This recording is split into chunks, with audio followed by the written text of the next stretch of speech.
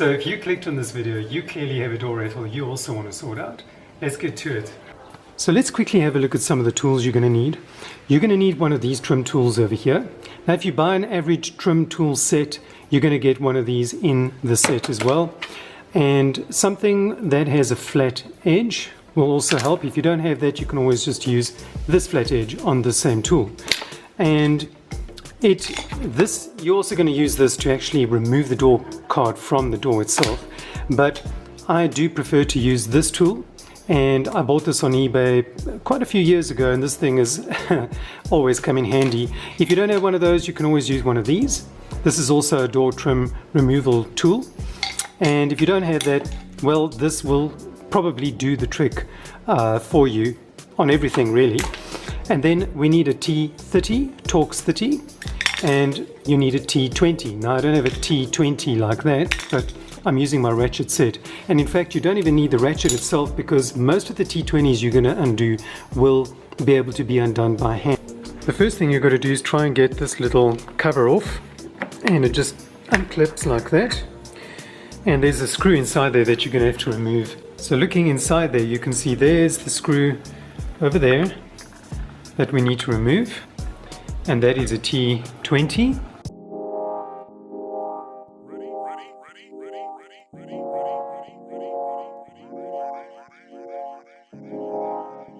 The next thing we've got to undo is this little goodie over here behind the door handle.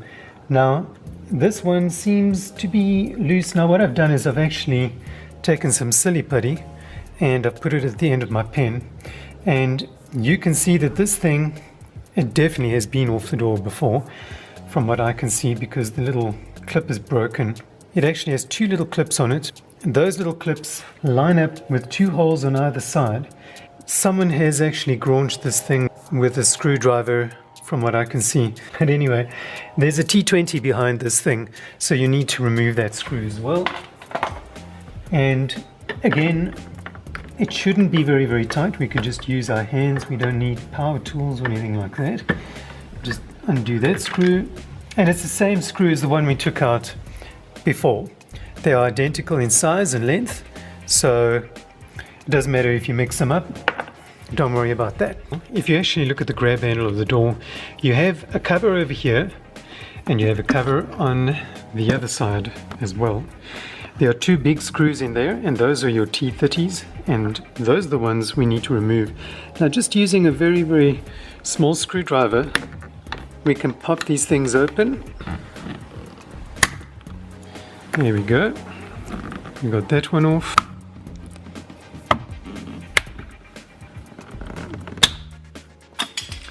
You can see there's our T30 screws.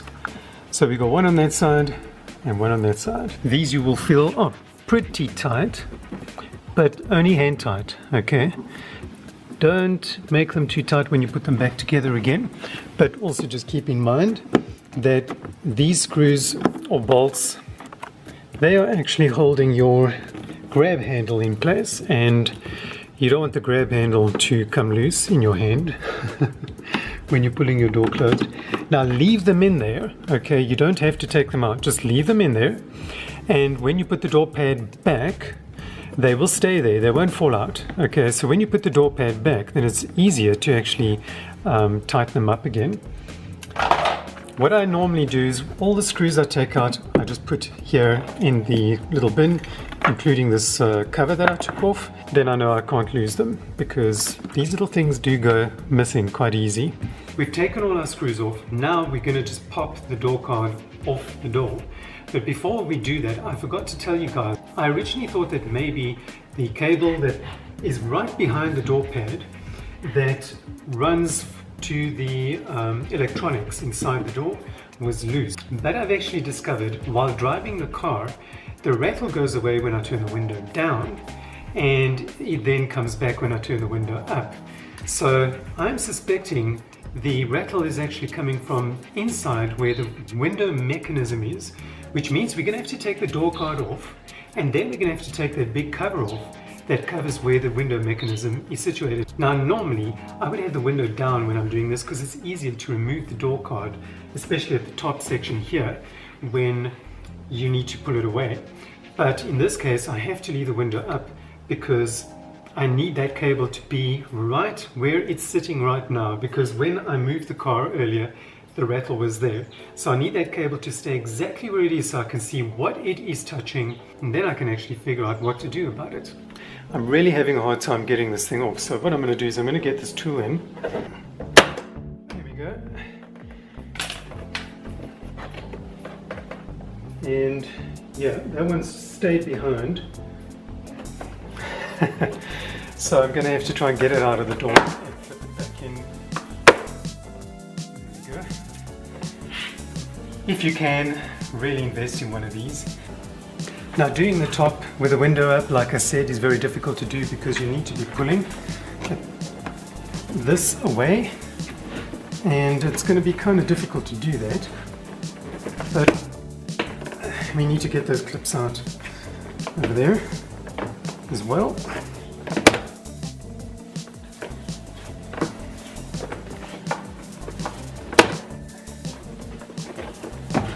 All the time remembering to support it as well.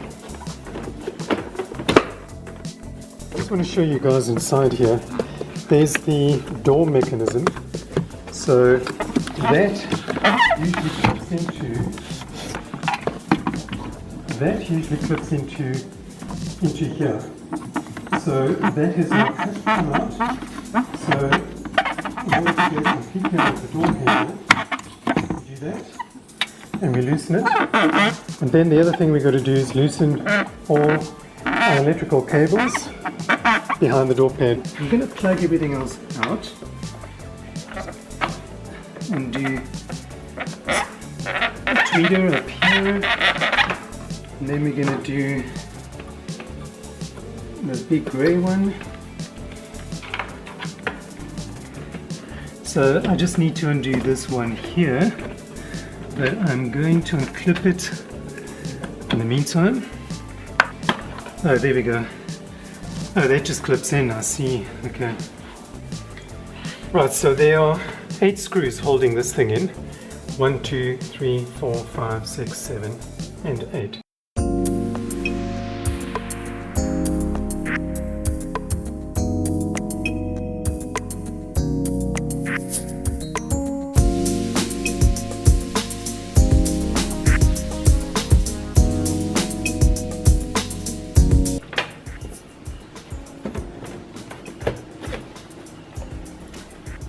Right, so I just want to show you guys what I found. I've got my flashlight inside the door, but I did find where the rattle is coming from, and I want to show you guys. This is the window mechanism, right? You hear that? That is causing my rattle, where the window mechanism crosses over itself, and it has this clip. The sponge is actually worn away, and if I can just pull the sponge away here, the conduit is actually rattling in this thing over here. I'm going to have to maybe take this bracket off because I see it actually just clips on.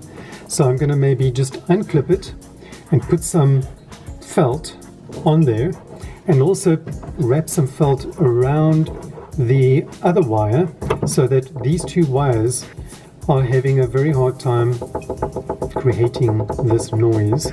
Now, just to show you guys, I have a cacophony of automotive tapes and all kinds of things. This is the tape I'm actually going to use. It's a felt type tape that I've used for many applications in cars. You get this on AliExpress, you can get it on eBay, maybe you can get it at AutoZone, I don't know, but you know, I've got double-sided tape, all kinds of things that I need here, but this is the one I'm going to use for this purpose. So here it is here. That's what I've done to it. I've put some tape around it, and this now creates a bit of a barrier, at least between that conduit. And what I'm going to do is I'm actually going to wrap some around the conduit as well, but I'm probably going to use a different application for that, and I'll show you now what I'm going to do. The other thing that I've got is, this is sponge tape that you get in a roll as well, and this is a nice broad one. I'm going to put this around those conduits, and I just hope it's not going to affect the window, but there's a lot of give in this foam, and I think it's at least going to do the trick of keeping the two cables where they cross from making a noise against each other. With this thing attached to it as well, with this round, I think we're definitely going to remedy this rattle. So I just want to show you what I've done. I've actually put some of that automotive tape around either one of these, and now I'm just going to put the clip on, and then hopefully we won't have any more rattling. But already, hear that? There's no rattling. I've got the clip back on, and unfortunately the clip did have to cut through some of this tape that I had on there, but we now have, this can still move around from side to side. There is no movement there now, and there'll be no more rattling. So that is really the cause of your rattle if you're experiencing a constant door rattle. And this is the only door on the car that has a rattle. If it develops one in the passenger side, well then this is the first thing I'm going to look at as well. But that is it. So now I can't stick my flashlight in there, but I just want to show you guys what happens when I turn the window down. There is no problem at all, and everything is still working as normal, and I think it's okay for me to button everything back up. Well, that's it. I'm quite happy. I think I've managed to sort out the rattle, and well, it wasn't quite obvious from the start, but I think if you have the same rattle or you have a rattle in your door, that's probably going to be the cause of it. There was actually nothing I could find behind the door card itself, but actually in the window mechanism, that is where I found the problem. So I hope this video helps you guys in resolving your rattle. You know, not all rattles are alike, but I hope it helps you guys resolve your rattle. And thank you for watching, and stay tuned for the next video. Cheers.